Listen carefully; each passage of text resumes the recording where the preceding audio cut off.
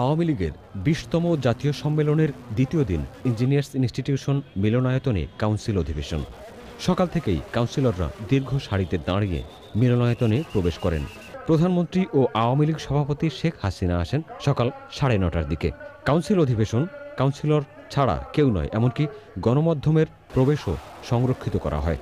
দ্বিতীয় অধিবেশনের শুরুতে দলীয় সভাপতির ভাষণে শেখ হাসিনা বলেন, স্বাধীনতার নেতৃত্বদানকারী দল আওয়ামী লীগ যখন ক্ষমতায় থাকে তখনই দেশের উন্নতি হয়। এ উন্নতি ধরে রাখতে আবারও দলকে ক্ষমতায় নিতে কাউন্সিলরদের আহ্বান জানান তিনি।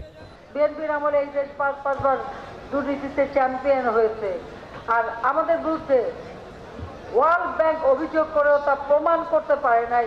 ওই পদ্মা সেতু নিয়ে যে কথা বলেছে, আমি চ্যালেঞ্জ দিয়েছি।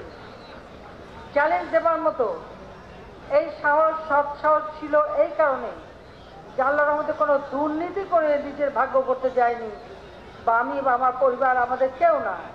যে কারণে আমি চ্যালেঞ্জ দিতে পেরেছি, আর পেরেছি বলেই আজকে আমরা নিজেদের অর্থে যেমন পদ্মা সেতু বানাচ্ছি, যারা এই সমস্ত অভিযোগ এনেছিল তারাও আজকে বুঝতে পেরেছে যে বাংলাদেশটাকে নিয়ে এত খেলা সহজ না। মিলিটারি ডিক্টেটর বা তাদের দল থাকলে সহজ, কিন্তু আওয়ামী লীগ ক্ষমতায় থাকলে এই দেশকে অপমান করবে, এই দেশকে নিয়ে খেলবে, এই দেশকে নিয়ে যা কিছু তাই করবে, অন্তত সেটা তারা করতে পারবে না। এই কথাটা আজকে কিন্তু সকলেই বুঝতে পেরেছে।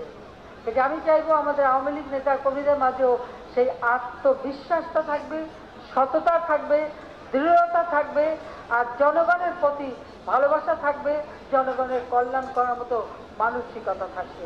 কাউন্সিলর ও নেতাকর্মীদের আত্মবিশ্বাস, দৃঢ়তা নিয়ে জনকল্যাণে কাজ করার আহ্বান জানান প্রধানমন্ত্রী।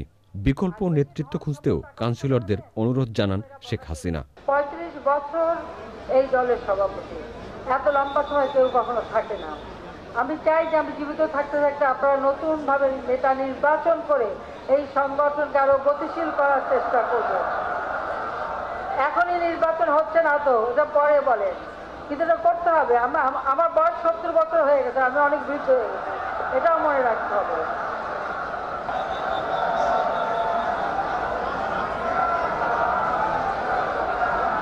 আচ্ছা, আপনারা বসেন, এখন আমাদের কাজ আছে, আরো কাজ আছে, বসেন বসেন না প্লিজ, আপনারা বসেন না, আরো অনেক কথা বলা আছে তো।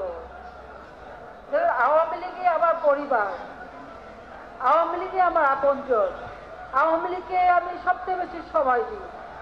যে সময়টা আমার নিজের ছেলে মেয়েকে আমি এত দেইনি, তার থেকে বেশি সময় আমি দিয়েছি। দলের সভাপতির ভাষণের পর কাউন্সিলররা বক্তৃতা করেন।